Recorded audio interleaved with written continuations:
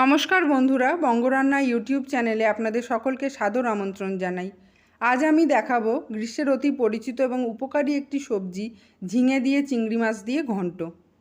চলুন শুরু করা যাক। কড়াইতে আমি প্রথমে তেল গরম করে নেব। 2 টেবিল চামচ তেল গরম করে নিয়ে তাতে আমি 250 গ্রাম মাঝারি মাপের চিংড়ি মাছ দিয়ে ভেজে নেব।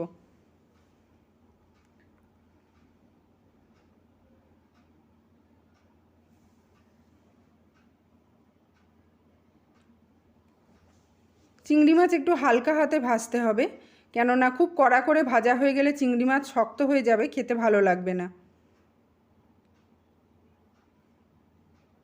একটু নরম করেই ভেজে নিয়েছি, ভাজা হয়ে গেছে। এবার আমি তুলে রেখে দেবো। এই কড়াইটাকে আমি আবার পরিষ্কার করে ধুয়ে নেব। কড়াই ধুয়ে নেওয়ার পর তাতে আবার তেল গরম করতে দিলাম। আমি 4 টেবিল চামচ তেল গরম করে নেব।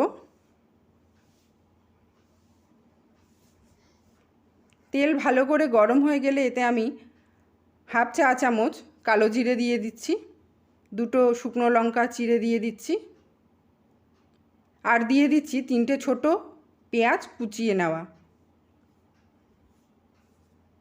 পেঁয়াজটাকে ভালো করে নেড়ে চেড়ে ভেজে নিতে হবে মিনিট 2। পেঁয়াজটা আমার ভাজা হয়ে এসছে। এবার আমি ঝিঙেগুলো সব দিয়ে দিচ্ছি। ঝিঙেতে প্রচুর জল কেটে ঝিঙে কমে যায়, তাই আমি একটু বেশি পরিমাণ প্রায় 800 গ্রাম মতো ঝিঙে নিয়েছি।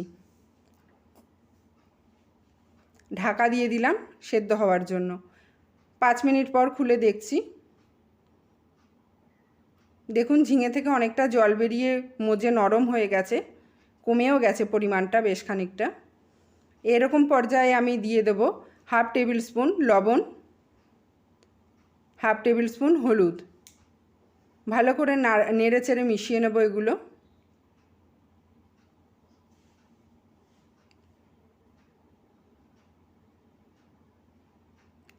ঢাকা দিয়ে আবার 4-5 মিনিট সেদ্ধ হতে দেব। ফিরে এসেছি 5 মিনিট পরে, অনেকটাই জল কেটেছে।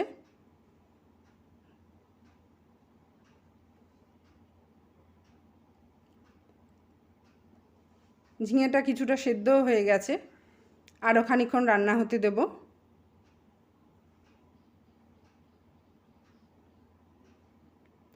ঢাকা দিয়ে আরও মিনিট 5 আমি রান্নাটা করে নেব। 5 মিনিট পর দেখি, হ্যাঁ অনেকটা জলটা মরে গেছে, এখন সেদ্ধও হয়ে গেছে ভালো মতো। এই অবস্থায় আমি দিয়ে দেব 1.5 টেবিল স্পুন চিনি।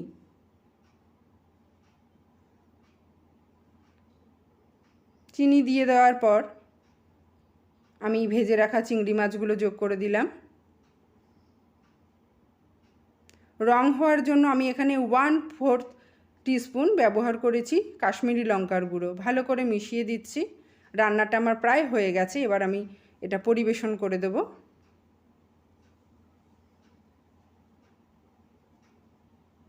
আমার কিন্তু রান্নাটা এই পর্যায়ে শেষ। গ্যাসের আঁচ আমি এবার বন্ধ করে দিয়ে সার্ভ করে দিলাম। খুবই সুস্বাদু এই রান্নাটা। আপনাদের পছন্দ হলে আপনারা লাইক, কমেন্ট এবং শেয়ার করবেন। প্লিজ চ্যানেলটা সাবস্ক্রাইব করে দেবেন।